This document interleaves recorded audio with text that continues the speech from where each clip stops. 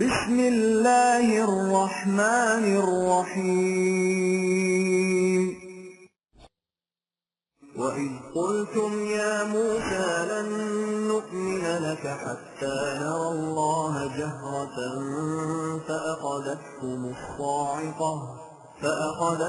الصَّاعِقَةُ وَأَنْتُمْ تَنظُرُونَ۔ ہم نے تمہیں ایک واضح ضابطۂ قانون دیا تھا جس کے نتائج میں تمہیں خود بخود بتا دینا تھا کہ وہ واقعی خدا کا قانون ہے، کسی انسان کا خود ساختہ نہیں، لیکن بجائے اس کے کہ تم اس پر عمل پیرا ہو کر اس کے نتائج سے خدا کو پہچانتے، تم اس قدر محسوسات کے خوگر ہو چکے تھے کہ تم موسیٰ سے یہ کہنے لگے کہ ہم تیری کوئی بات ماننے کے لیے تیار نہیں جب تک ہم اس خدا کو جس کی طرف سے تم کہتے ہو کہ یہ قانون نازل ہوا ہے خود اپنی آنکھوں سے بے نقاب نہ دیکھ لیں۔ حالانکہ ظاہر ہے کہ خدا کوئی مادی پیکر نہیں جسے آنکھوں سے دیکھا جا سکے، اس کا تو اس کی خدائی اور اس کے قوانین کے نتائج سے بچشم بصیرت ہی اندازہ لگایا جا سکتا ہے۔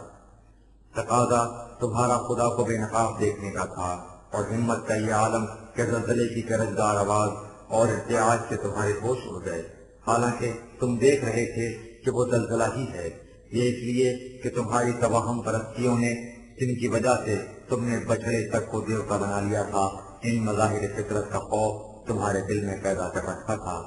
شرک کا یہی نتیجہ ہوا کرتا ہے۔ ثم بعثناكم من بعد موتكم لعلكم تشكرون۔ ہم نے اس کے بعد بھی تمہیں اٹھا کھڑا کیا اور اس کا موقع دیا کہ تمہاری صلاحیتوں کی پوری نشوونما ہو سکے اور تمہاری کوششیں صبربار ہو سکیں۔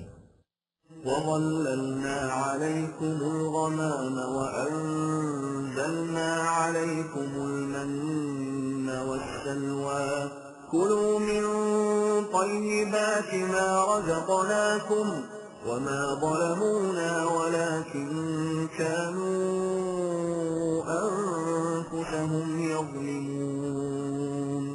اس کے لیے تمہیں بلا مزد و معاوضہ سامان معیشت کی فراوانیاں عطا کی گئیں۔ اس بیابان میں پانی سے بھرے ہوئے بادل تمہارے سروں پر سایہ فگن تھے اور کھانے کے لیے نہایت خوشگوار غذا، پرندوں کا گوشت اور نباتاتی شیرینی تمہارے لیے وجہ سکون و اطمینان بنتی تھی، لیکن تم اس پر بھی ہمارے قوانین کے اتباع پر قائم نہ رہے، اس سے ہمارا کچھ نقصان نہیں ہوا، تم نے اپنا ہی نقصان کیا اور خود اپنے ہاتھوں سے ایسا کیا۔ وَإِذْ قُلْنَا ادْخُلُوا هَٰذِهِ الْقَرْيَةَ فَكُلُوا مِنْهَا حَيْثُ شِئْتُمْ رَغَدًا وَادْخُلُوا الْبَابَ سُجَّدًا وَقُولُوا حِطَّةٌ نَّغْفِرْ لَكُمْ خَطَايَاكُمْ وَسَنَزِيدُ الْمُحْسِنِينَ۔ ہماری تجویز یہ تھی کہ تم فلسطین کی سرزمین میں فاتحانہ حیثیت سے رہو اور اس طرح اپنے اختیار و ارادہ سے جیسے اور جب بھی چاہے سامان رزق سے فائدہ اٹھاؤ، فقط اس ایک شرط کے ساتھ کہ تم ہمارے قوانین کے سامنے اپنا سر جھکائے رکھو، اس طرح تمہاری صحرا نوردی اور خانہ بدوشی کی زندگی بھی ختم ہو جاتی اور تم سے جو غلطیاں ہو چکی تھیں ان کے مضر اثرات سے تمہیں سامان حفاظت ہی مل جاتا، اور اگر تم اس کے بعد بھی حسن کارانہ انداز سے زندگی بسر کرتے تو ان فتوحات کا سلسلہ اور بھی آگے بڑھتا چلا جاتا۔ فَبَدَّلَ الَّذِينَ ظَلَمُوا قَوْلًا غَيْرَ الَّذِي قِيلَ لَهُمْ فَأَنزَلْنَا عَلَى الَّذِينَ ظَلَمُوا رِجْزًا مِّنَ السَّمَاءِ بِمَا كَانُوا يَفْسُقُونَ۔ لیکن تم نے سپاہیانہ اور مجاہدانہ زندگی کے مقابلے میں آرام طلبی اور تساہل انگیزی کی زندگی کو پسند کیا اور اس طرح ہمارے تجویز کردہ راستے کو چھوڑ کر ایک الگ راہ اختیار کر لی۔ اس کا نتیجہ یہ نکلا کہ خدا کے سماوا قانون مکافات کے مطابق تم میں کمزوری آتی چلی گئی اور تمہاری ٹانگیں بری طرح لڑکھڑانے لگیں، تم میں جرت و ہمت باقی نہ رہی۔ اس کا نتیجہ یہ ہوا کہ وہی سرزمین جس کی ملکیت کا حوالہ تمہارے نام لکھا جا چکا تھا 40 سال تک تمہارے قبضے میں نہ آ سکی۔ وَإِذِ اسْتَسْقَىٰ مُوسَىٰ لِقَوْمِهِ فَقُلْنَا اضْرِب بِّعَصَاكَ الْحَجَرَ فَانفَجَرَتْ مِنْهُ 12 عَيْنًا قَدْ عَلِمَ كُلُّ أُنَاسٍ مَّشْرَبَهُمْ كُلُوا وَاشْرَبُوا مِن رِّزْقِ اللَّهِ وَلَا تَعْثَوْا فِي الْأَرْضِ مُفْسِدِينَ۔ تم اپنی تاریخ کے اس واقعے کو بھی یاد کرو جب تمہیں پانی کی دقت ہوئی اور موسیٰ نے اس کے لیے ہم سے درخواست کی تو ہم نے اس کی رہنمائی اس مقام کی طرف کر دی جہاں پانی کے چشمے مستور تھے۔ وہ اپنی جماعت کو لے کر وہاں پہنچا، چٹان پر سے مٹی ہٹائی تو اس میں سے ایک دو نہیں اکٹھے 12 چشمے پھوٹ نکلے۔ اس نے ان چشموں کو نامزد کر دیا اور ہر قبیلے کو بتا دیا کہ ان کا چشمہ کون سا ہے۔ اس طرح ہم نے تمہیں سامان معیشت کی فکر سے نجات دلا دی اور کہہ دیا کہ دیکھو اب سب سے تمہاری معاشی ضروریات پوری ہو رہی ہیں، تم نے معاشرے میں ناہمواریاں پیدا کر کے اس کا شیرازہ منتشر نہ کر دینا۔ وَإِذْ قُلْتُمْ يَا مُوسَىٰ لَن نَّصْبِرَ عَلَىٰ طَعَامٍ وَاحِدٍ فادع لنا ربك يخرج لنا مما تنبت الأرض من بقلها وقثائها وفومها وعدسها وبصلها قال أتستبدلون الذي هو أدنى بالذي هو خير اهبطوا مصرا فإن لكم ما سألتم وضربت عليهم الذلة والمسكنة وباءوا بغضب من الله ذلك بأنهم كانوا يكفرون بآيات الله ويقتلون النبيين بغير الحق ذلك بما عصوا وكانوا يعتدون۔ جیسا کہ پہلے کہا جا چکا ہے تم نے سپاہیانہ زندگی پر شہری زندگی کو ترجیح دی۔ اس کے لیے موسیٰ سے کہا کہ ہم سے یہ نہیں ہو سکتا کہ ہم اس صحرائی زندگی میں صبح و شام ایک ہی قسم کا کھانا کھاتے رہیں، اس لیے تم اپنے نشوونما دینے والے سے ہمارے لیے زمینی پیداوار طلب کرو، سبزیاں، ترکاریاں، ککڑیاں، لہسن یا مختلف قسم کے اناج، مسور، پیاز وغیرہ۔ حالانکہ صحرائی زندگی تمہاری عسکری تربیت گاہ تھی اور وہاں کی خوراک ایسی تھی جو تم میں زندگی کی حرارت پیدا کر دیتی۔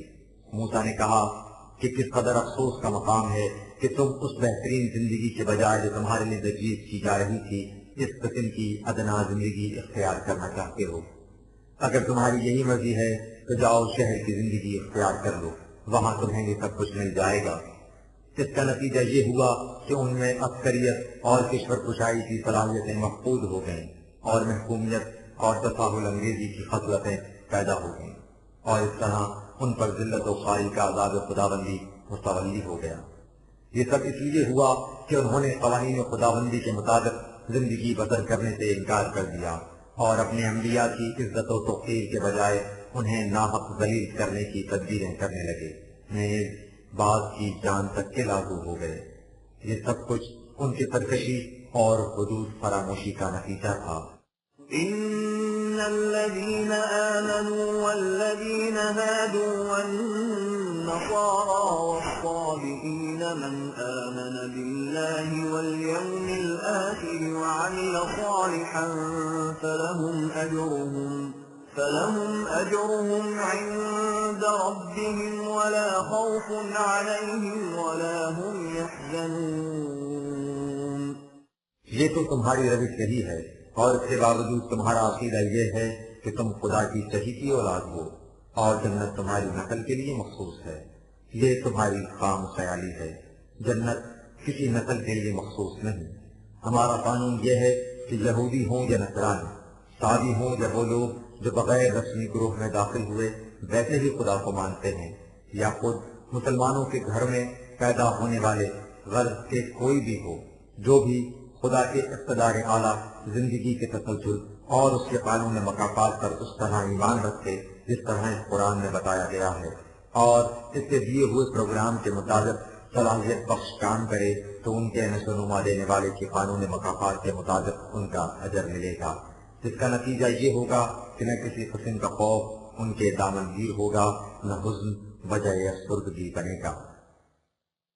وَإِذْ أَخَذْنَا مِيثَاقَكُمْ وَرَفَعْنَا فَوْقَكُمُ الطُّورَ خُذُوا مَا آتَيْنَاكُمْ بِقُوَّةٍ وَاذْكُرُوا مَا فِيهِ لَعَلَّكُمْ تَتَّقُونَ۔ اس ضمنی گوشے کے بعد تم پھر اپنی تعریف کی طرف پلٹو اور اس حقیقت کو سامنے لاؤ کہ تمہاری طبعی حفاظت کا سامان اس طرح کر دیا گیا تھا کہ تمہارے سر پر پہاڑ کھڑا تھا اور تم اس کے دامن میں تھے، اور تمہاری انسانیت کی حفاظت کے لیے تمہیں ذات قوانین دیا گیا تھا۔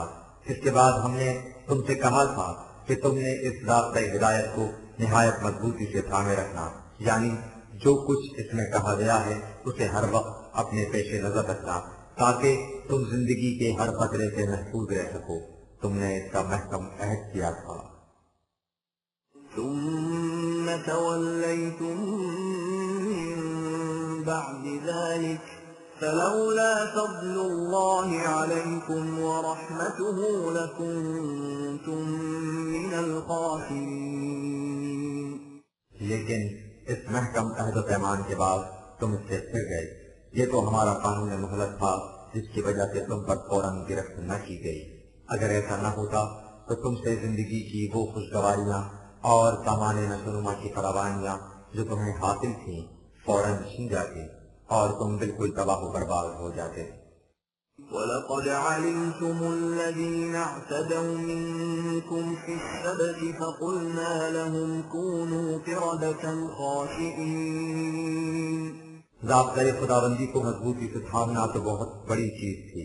تمہاری ناپختگی سیرت اس حد تک پہنچ چکی تھی کہ تم سے کہا گیا کہ ہفتے میں ایک دن اپنا کاروبار بند رکھو اور مچھلیاں نہ پکڑو، لیکن تمہیں پھر تو ہوس اتنی سی پابندی کی متحمل بھی نہ ہو سکی اور تم نے اس نظم و ضبط کو توڑ ڈالا۔ اس سے ہمارا تو کچھ نہ بگڑا، تم خود ہی ذلت و مسکنت سے چلتے پھرتے پیکر بن گئے، سرکش قوتوں کی محکومی کے شکنجے میں جکڑے گئے اور زندگی کی شادابیوں سے محروم رہ گئے۔ فَجَعَلْنَاهَا نَكَالًا لِمَا بَيْنَ يَدَيْهَا وَمَا خَلْفَهَا وَمَوْعِظَةً لِلْمُتَّقِينَ۔ تمہاری یہ ذلت و خواری ہر اس قوم کے لیے جو تباہیوں سے بچنا چاہے عبرت و معزت کا سامان اپنے اندر رکھتی ہے، ان کے لیے بھی جو اس وقت تمہارے ہماتر تھے اور ان کے لیے بھی جو ان کے بعد آئے اور انہوں نے تاریخ کے نوشتوں کے تمہارے حالات کو پڑھا۔ وَإِذْ قَالَ مُوسَى لِقَوْمِهِ إِنَّ اللَّهَ يَأْمُرُكُمْ أَن تَذْبَحُوا بَقَرَةً قَالُوا أَتَتَّخِذُنَا هُزُوًا قَالَ أَعُوذُ بِاللَّهِ أَنْ أَكُونَ مِنَ الْجَاهِلِينَ۔ پھر تمہاری قوت بہانہ سازی کا یہ عالم ہو چکا تھا کہ جب تمہیں خدا نے حکم دیا کہ ایک سانڈ ذبح کر ڈالو تاکہ تمہارے دل سے گو سالہ پرستی کا وہ جذبہ عقیدت نکل جائے جو تم نے قبطیوں کو دیکھا دیکھی اپنے انداز پیدا کر لیا تھا، تو پہلے تو تم نے اس حکم ہی کا مذاق اڑانا شروع کر دیا، حالانکہ تمہیں معلوم تھا کہ تمہیں وہ حکم خداوندی ایک پیغمبر کی وساطت سے ملا ہے، اور یہ بات ایک پیغمبر کے شایان شان نہیں ہوتی کہ وہ جہالت آمیز باتیں کرے۔ قالوا ادع لنا ربك يبين لنا ما هي قال إنه يقول إنها بقرة لا فارض ولا بكر عوان بين ذلك فافعلوا ما تؤمرون۔ جب تمہیں بتایا گیا کہ یہ خدا کا حکم ہے اور اس کی تعمیل ضروری، تو تم نے خواہ مخواہ منہ سے گالیاں شروع کر دی اور کہنے لگے کہ خدا سے کہو کہ وہ ذرا واضح طور پر بتائے کہ وہ سانڈ کس قسم کا ہونا چاہیے۔ جب تم نے خود ان جزیات کا تعین چاہا تو تم سے کہا گیا کہ وہ سانڈ نہ بوڑھا ہونا چاہیے نہ بچہ، بلکہ اس کے بین بین ادھیڑ عمر کا ہونا چاہیے، لہذا تم اس حکم کی تعمیل میں لے تو لال مت کرو۔ قالوا ادع لنا ربك يبين لنا ما لونها قال إنه يقول إنها بقرة صفراء فاقع لونها تسر الناظرين. تم نے کہا کہ نہیں، بات اب بھی واضح نہیں ہوئی، اپنے رب سے پوچھ کر یہ بتاؤ کہ اس کا رنگ کیسا ہو. کہا گیا کہ چہرے زرد رنگ کا کان جو دیکھنے والوں کی نگاہوں میں اچھا جچے. قالوا ادع لنا ربك يبين لنا ما هي إن البقرة تشابه علينا وإنا إن شاء الله لمهتدون. اس پر بھی تم آمادہ عمل نہ ہوئے اور مزید حجت بازی کے لیے کہا کہ بات اب بھی کچھ مشتبہ سی رہی. ذرا اور وضاحت سے بیان کیجیے تاکہ ہم صحیح بات تک پہنچ جائیں اور جو کچھ خدا کا منشا ہے ٹھیک اسی کے مطابق کریں. قال إنه يقول إنها بقرة لا ذلول تثير الأرض ولا تسقي الحرث مسلمة لا شية فيها. قالوا الآن جئت بالحق فذبحوها وما كادوا يفعلون. کہا گیا کہ ایسا سانڈ جسے نہ ہل میں جوتا گیا ہو اور نہ کنویں پر چلایا گیا ہو، ہر طرح سے صحیح و سالم اور بے داغ.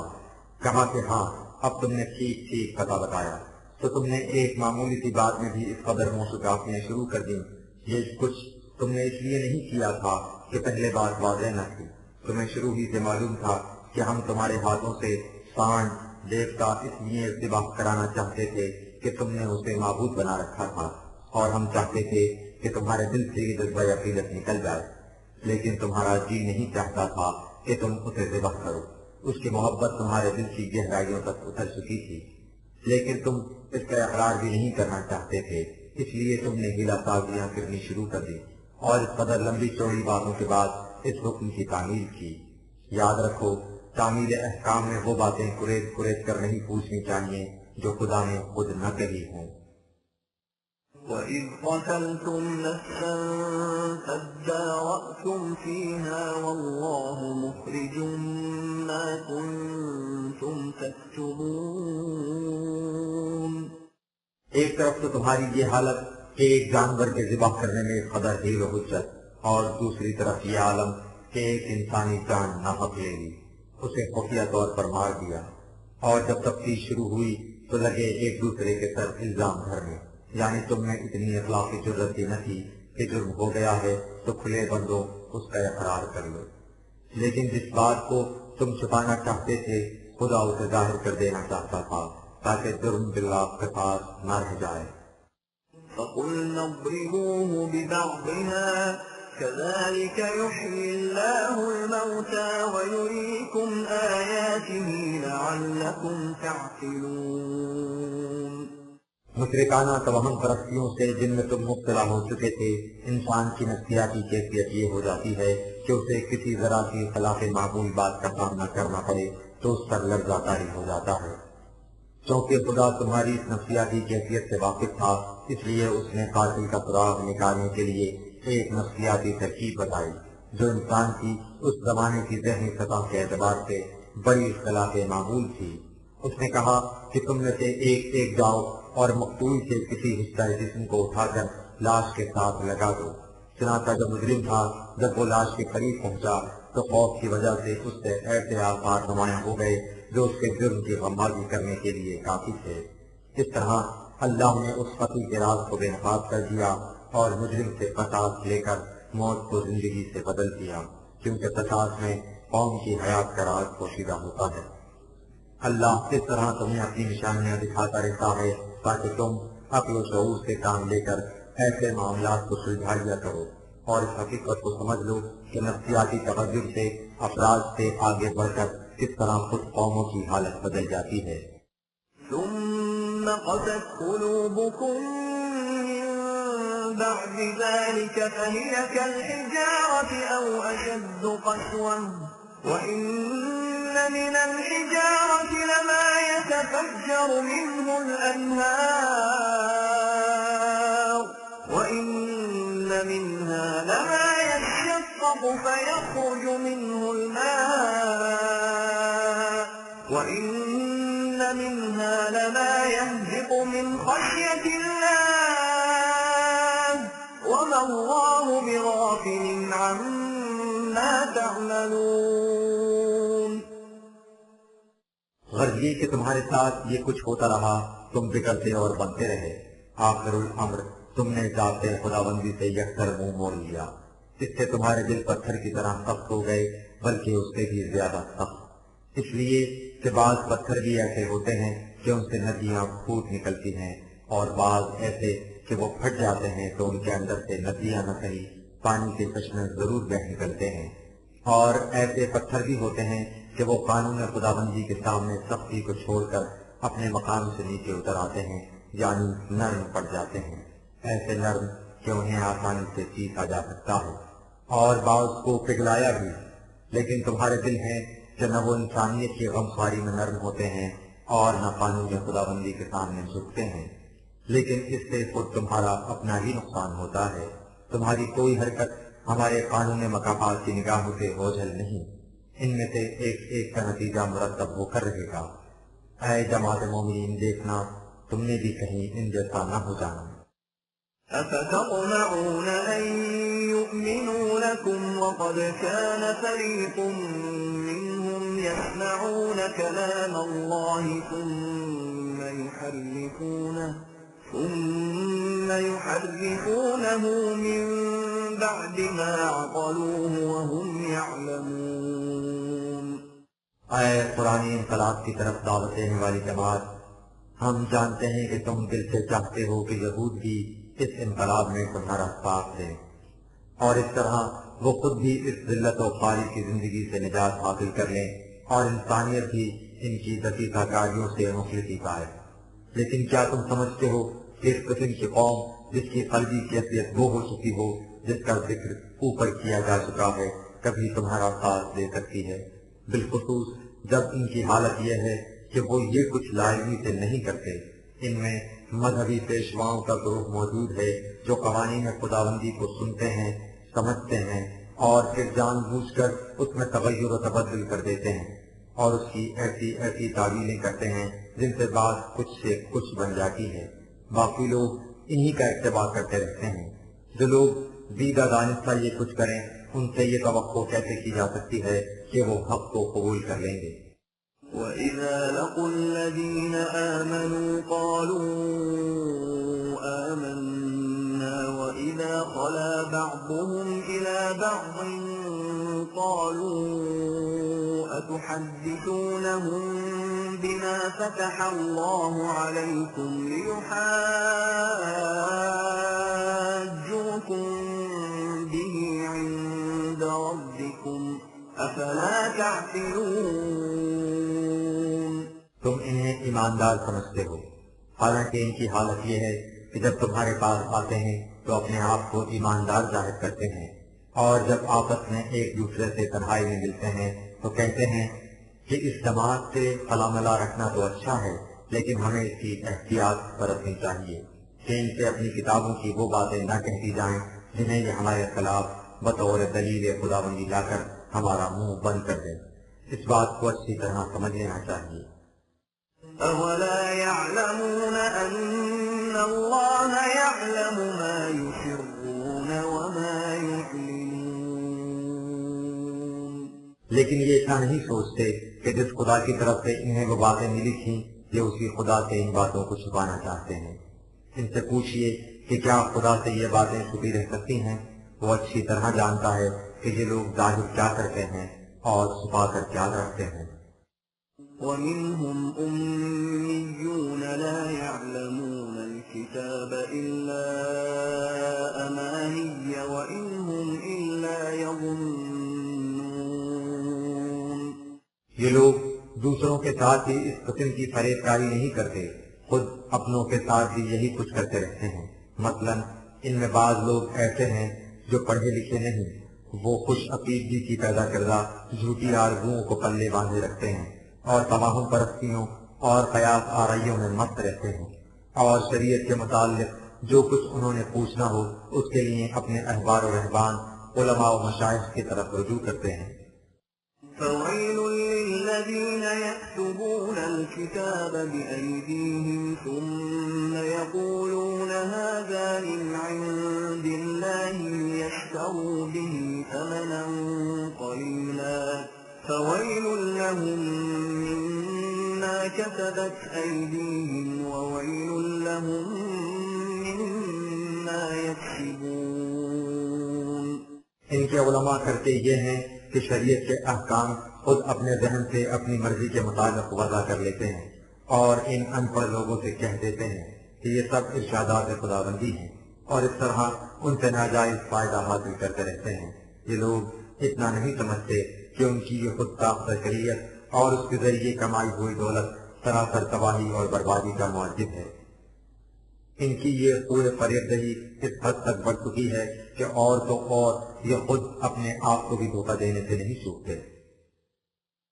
وقالوا لن تمسنا النار إلا أياما معدودة قل أتخذتم عند الله عهدا فلن يخلف الله عهده أم تقولون على الله ما لا تعلمون۔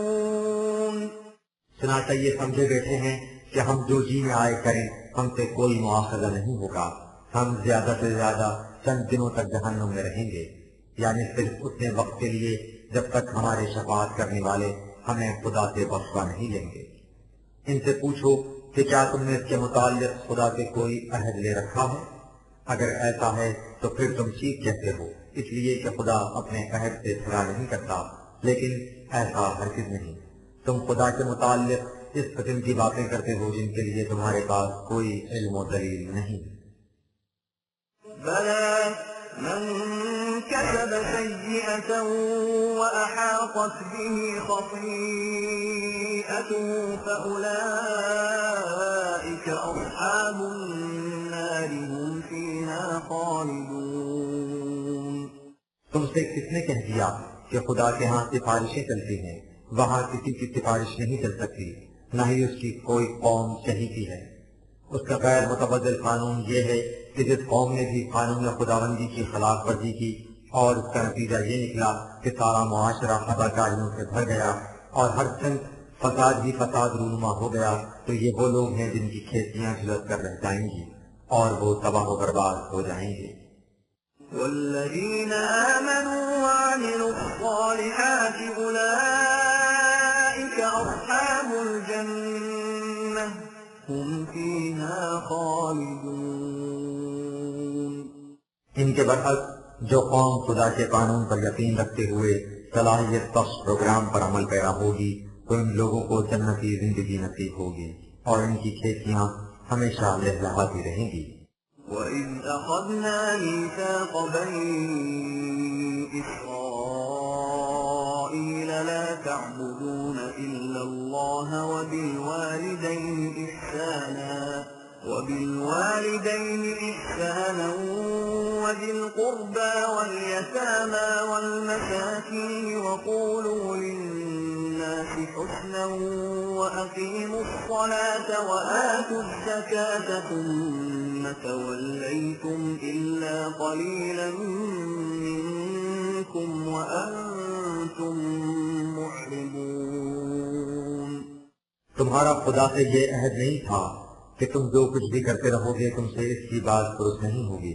تمہارا عہد یہ تھا کہ تم اللہ کے سوا کسی اور کے قوانین و احکام کی اطاعت نہیں کرو گے، ضعیف ماں باپ سے حسن سلوک سے پیش آؤ گے، نیز اپنے رشتہ داروں سے اور ان لوگوں سے جن کا چلتا ہوا کاروبار رک جائے اور ان کی زندگی کی جاری کھڑی ہو جائے، ان سب سے ایسا برتاؤ کرو گے کہ ان کی کمیاں پوری ہو جائیں اور اس طرح معاشرے کا توازن بگڑنے نہ پائے۔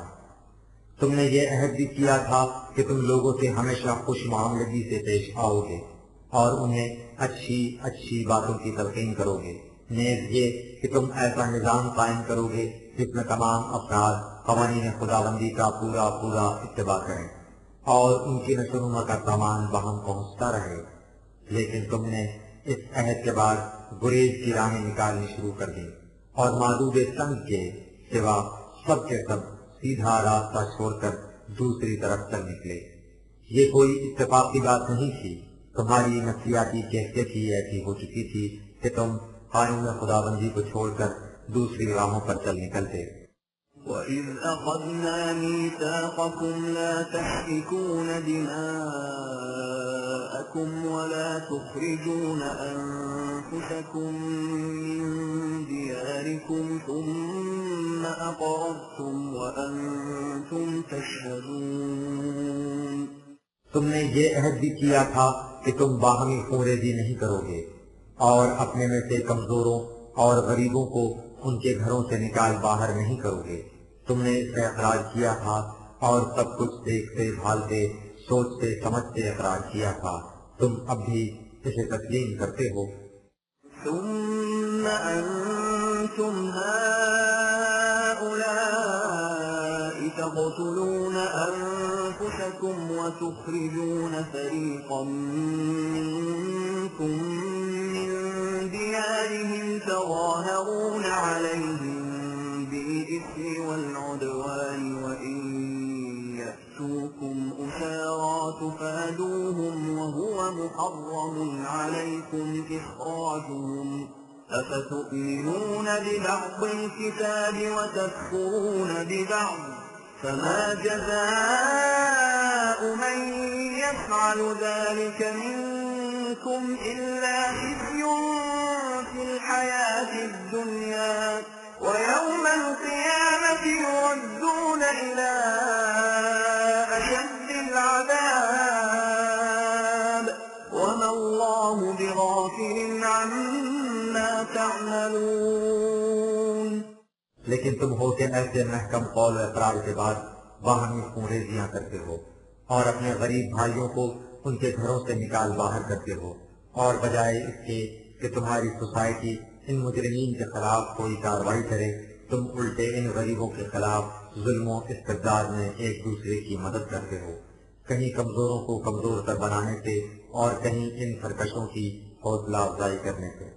اور ستم زری کی یہ کہ جب ان گھروں سے نکالے ہوئے غریبوں کو دوسرے لوگ پکڑ کر لے جاتے ہیں تو تم بڑے خدا طرف بنتے ہوئے آگے بڑھتے ہو اور ان کا ذریعہ فدیہ ادا کر کے انہیں چھڑا لیتے ہو، اور اس سے سمجھتے یہ ہو کہ تم نے بڑا نیکی کا کام کیا، حالانکہ خود ان لوگوں کو ان کے گھروں سے نکالنا وہ سنگین جرم تھا جس سے تمہیں منع کیا گیا تھا۔ تو تمہاری حالت یہ ہے کہ تم ذات خداوندی کے ایک حصے پر ایمان رکھتے ہو اور اس کے دوسرے حصے سے انکار کرتے ہو، حالانکہ جس طرح انسانی زندگی کے حصے بکھرے نہیں کیے جا سکتے اسی طرح اس ذات خداوندی کو بھی ٹکڑے ٹکڑے نہیں کیا جا سکتا۔ اسے مانا جائے گا تو سب کا سب مانا جائے گا، اور انکار کیا جائے گا تو پورے کے پورے سے انکار کیا جائے گا۔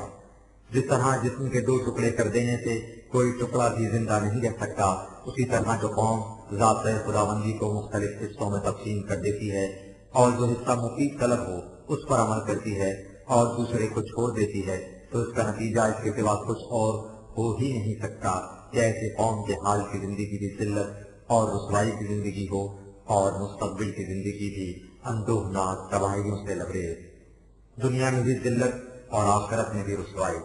ضابطۂ خداوندی سے اس قسم کا برتاؤ کرنے کا یہ لازمی نتیجہ ہوتا ہے۔ یاد رکھو، خدا کے قانون مکافات کی نگاہوں سے تمہارا کوئی عمل پوشیدہ نہیں رہ سکتا۔ أولئك الذين اشتروا الحياة الدنيا بالآخرة فلا يخفف عنهم العذاب ولا هم ينصرون۔ یہ لوگ محض ذاتی مفاد کی خاطر ضابطۂ خداوندی کے ساتھ اس قسم کا سلوک کرتے ہیں اور طویل زندگی کی آسائشوں کے لیے مستقبل کی سرفرازیوں کو بیچ ڈالتے ہیں، لیکن جیسا کہ اوپر کہا گیا ہے ان کی یہ زندگی بھی تباہ ہو جاتی ہے اور آخرت کی زندگی بھی خراب، اور یہ تباہی بڑھتی چلی جاتی ہے، اور کوئی ایسا نہیں ہوتا جو اس حال سے نکلنے میں ان کی مدد کر سکے۔ وَلَقَدْ آتَيْنَا مُوسَى الْكِتَابَ وَقَفَّيْنَا مِن بَعْدِهِ بِالرُّسُلِ وَآتَيْنَا عِيسَى ابْنَ مَرْيَمَ الْبَيِّنَاتِ وَأَيَّدْنَاهُ بِرُوحِ الْقُدُسِ أفكلما جاءكم رسول بما لا تهوى أنفسكم استكبرتم ففريقا كذبتم وفريقا تقتلون. تمہاری طرف قوانین و خداوندی بھیجنے کا سلسلہ موسیٰ تک ہی نہیں رہا، بلکہ اس کے بعد بھی تمہارے پاس مختلف رسول یکے بعد دیگرے آتے رہے۔ آخر میں عیسیٰ ابن مریم آیا، اسے بھی ہم نے واضح دلائل ابراہیم دیے تھے، یعنی ہم نے اسے اس وحی کی روح سے تائید و تقویت عطا کی تھی جو ہماری طرف سے بلا آمیزش اس تک پہنچی تھی، اور تمہارے پاس انبیاء سابقہ کی جو وحی رہ گئی تھی اس میں تم نے اپنی طرف سے 1000 ملاوٹیں کر رکھی تھیں۔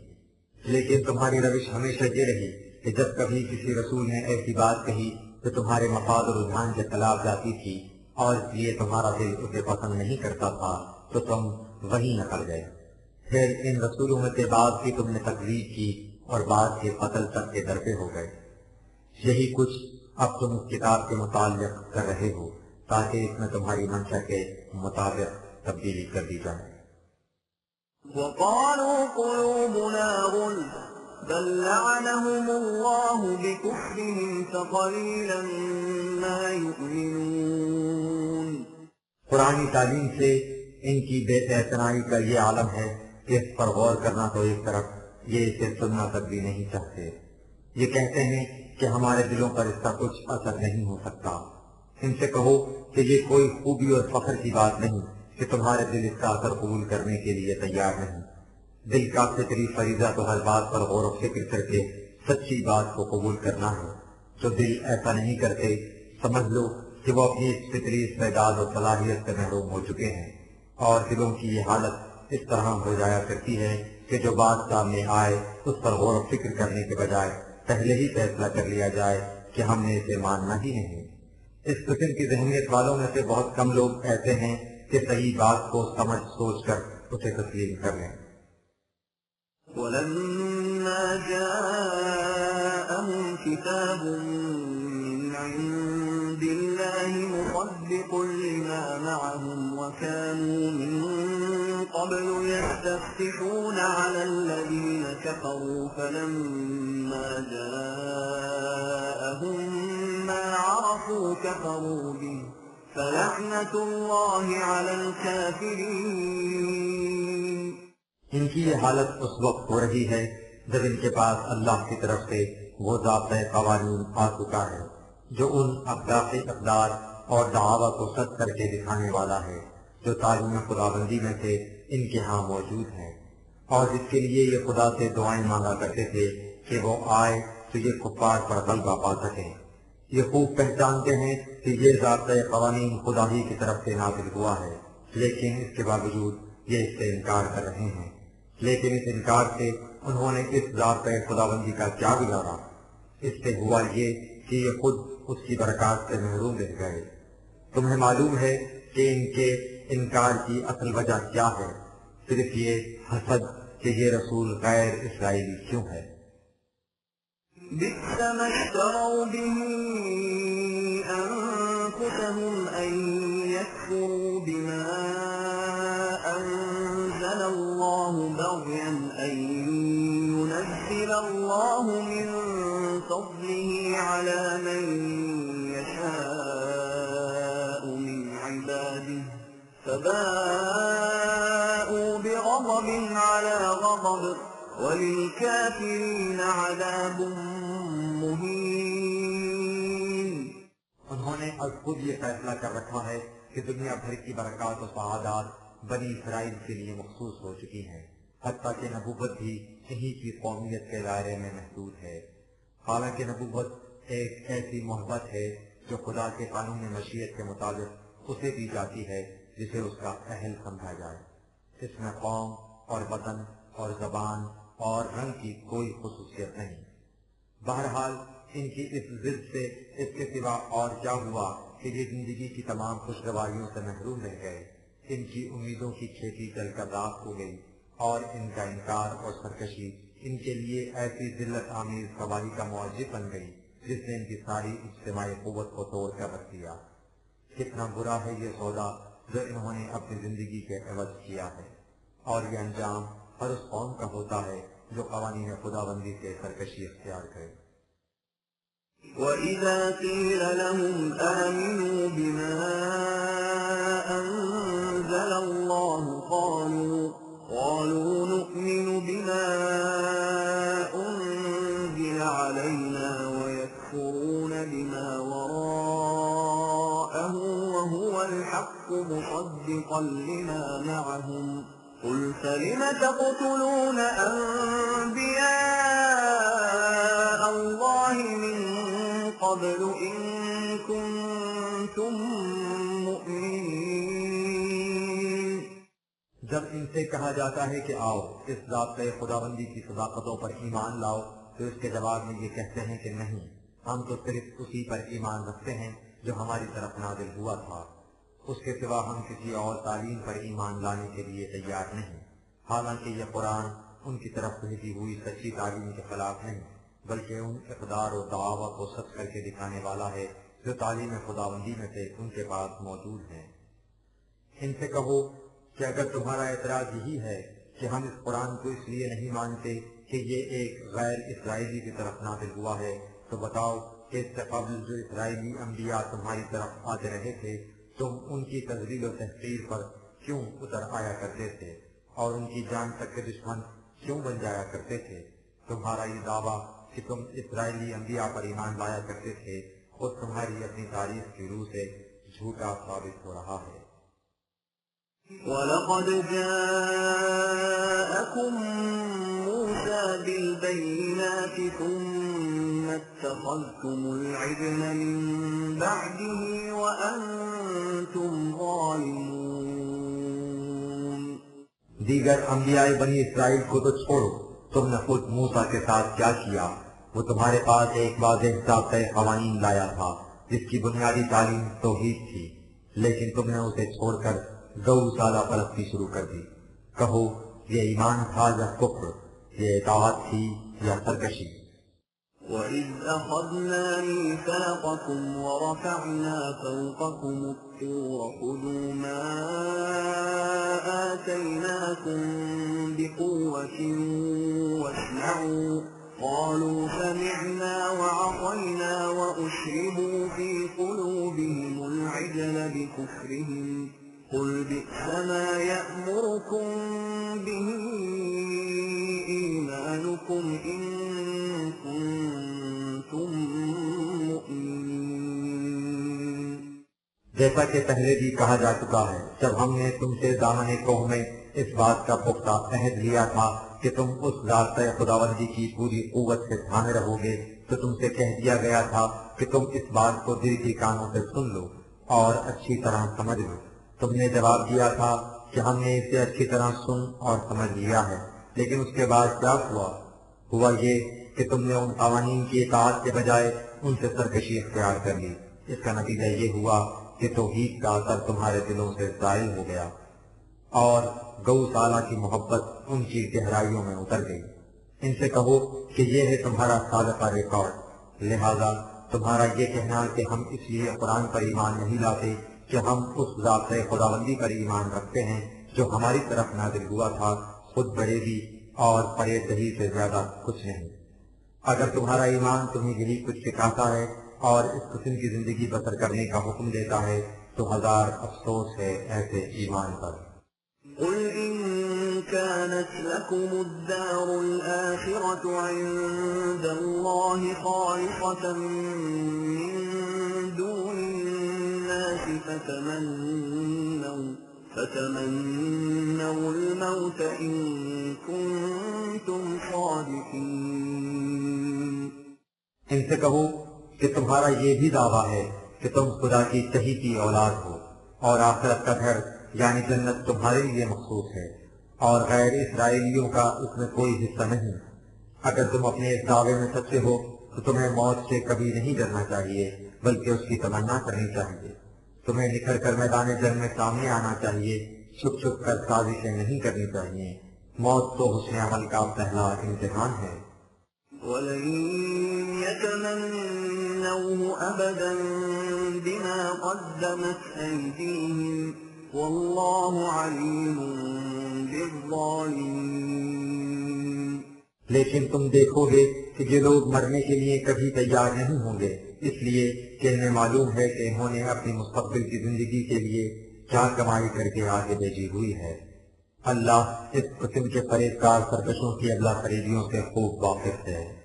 وَلَتَجِدَنَّهُمْ أَحْرَصَ النَّاسِ عَلَى حَيَاةٍ وَمِنَ الَّذِينَ أَشْرَكُوا يَوَدُّ أَحَدُهُمْ لَوْ يُعَمَّرُ أَلْفَ سَنَةٍ وَمَا هُوَ بِمُزَحْزِحِهِ مِنَ الْعَذَابِ أَن يُعَمَّرَ وَاللَّهُ بَصِيرٌ بِمَا يَعْمَلُونَ۔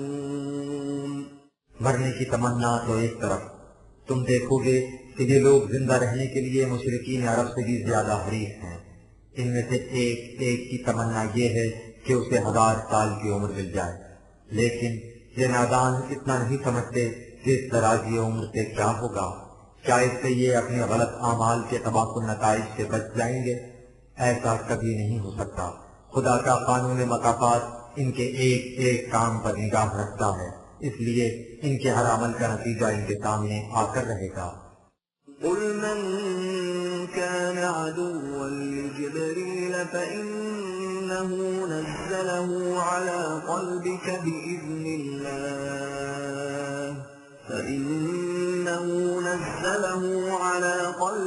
بِإِذْنِ اللَّهِ مُصَدِّقًا لِمَا بَيْنَ يَدَيْهِ وَهُدًى وَبُشْرَى لِلْمُؤْمِنِينَ۔ یہ لوگ جبریل سے ناراض ہو رہے ہیں کہ اس نے ایک غیر اسرائیلی کو وحی کیوں دے دی۔ ان سے کہو کہ اس میں جبریل سے ناراض ہونے کی کون سی بات ہے، اس لیے کہ وہ از خود کسی کی طرف وحی نہیں لے جاتا۔ اس نے اس قرآن کو قلب محمدی پر خدا کے حکم کے مطابق نازل کیا ہے، اور جو کچھ نازل کیا ہے اس کی کیفیت یہ ہے کہ وہ ان دعویٰ کو سچ کر کے دکھانے والا ہے جو خود تمہارے ہاں موجود ہیں۔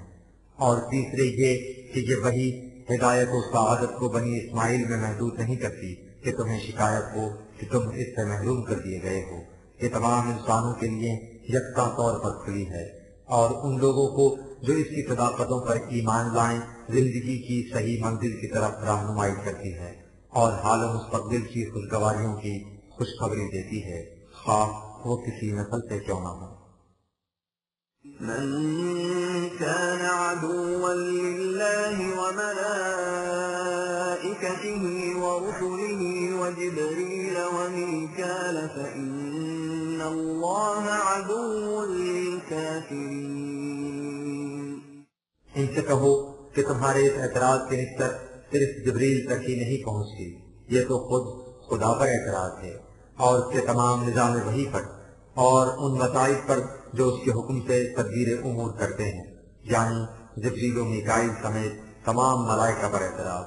اس قسم کا اعتراض در حقیقت خدا اور اس کے نظام سے کھلا ہوا انکار ہے۔ سوچو کہ جو لوگ اس قسم کی روش اختیار کیے ہوں، خدا ان کا دوست کیسے ہو سکتا ہے؟ وَلَقَدْ أَنزَلْنَا إِلَيْكَ آيَاتٍ بَيِّنَاتٍ وَمَا يَكْفُرُ بِهَا إِلَّا الْفَاسِقُونَ۔ ان سے کہہ دو کہ تمہاری تمام مخالفت اور حسد و عناد کے علی الرغم خدا نے یہ واضح تعلیم تیری طرف نازل کی ہے۔ اس سے وہی لوگ انکار کرتے ہیں جو زندگی کے صحیح راستے کو چھوڑ کر غلط راہوں پر چل نکلے ہیں۔ أَوَكُلَّمَا عَاهَدُوا عَهْدًا نَبَذَهُ فَرِيقٌ مِّنْهُمْ بَلْ أَكْثَرُهُمْ لَا يُؤْمِنُونَ۔ یہ تو ہے ان کی اعتقادی زندگی کا عالم، باقی رہی ان کی عملی زندگی۔ تو اس کی کیفیت یہ ہے کہ جب یہ کسی سے عہد و پیمان کرتے ہیں تو اگرچہ وہ عہد و پیمان پوری کی پوری قوم کی طرف ہوتا ہے، لیکن ان میں سے ایک جماعت اس معاہدے کو ردی کاغذ کا ٹکڑا سمجھ کر پھینک دیتی ہے اور اس کا کوئی احترام نہیں کرتی۔ یہ اس لیے کہ یہ لوگ کسی مستقل قدر اور غیر متبدل اصول پر ایمان ہی نہیں رکھتے۔ مصلحت کوشی ان کا شیوا اور مفاد پرستی ان کا شعار ہے، وہ کسی طریق سے بھی حاصل ہو۔ وَلَمَّا جَاءَهُم رسول من عند الله مصدق لما معهم نبذ فريق من الذين أوتوا الكتاب كتاب الله وراء ظهورهم كأنهم لا يعلمون۔